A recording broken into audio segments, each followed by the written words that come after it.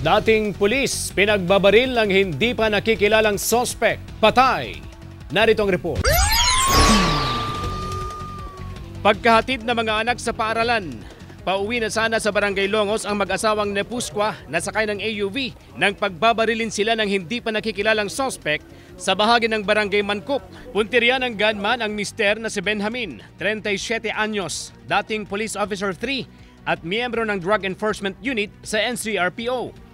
Dead on the spot ang biktima na nagtamo ng tama ng bala sa iba't ibang bahagi ng katawan. Ligtas ang misis ng biktima.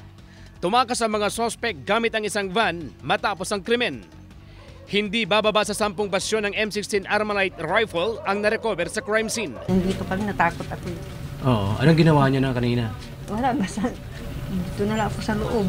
May dalang baril yung humarang sa kanya at pinutukan sila. Isang van po ito ang ginamit ng mga suspect na getaway vehicle na rin nila. 3 taon na raw na wala sa serbisyo ang biktima matapos ideklarang absent without official leave o AWOL. Tumutulong siya sa welding shop ng Bayaw ngayon upang may pantustos sa pangangailangan ng pamilya.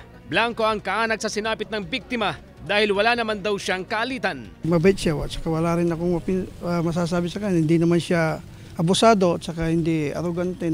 Mabait siya. Kaibigan niya lahat ng mga tao. Labis ang pagluluksa ng asawa ng biktima sa nangyari. Hindi na siya nagbigay ng pahayag. Pasensya na po. Hindi po ako magsasabi. Wala po akong masasabi. Nakuha sa loob ng sasakyan ng biktima ang ilang bala ng 9mm na baril. Kasama ito sa iimbestigahan ng pulisya. Isinasagawa na ang profiling sa biktima para sa pag-usad ng investigasyon. Kasama si Wilson C. Ako si CJ Torida, nag-aatid ng Balitang Amyanan.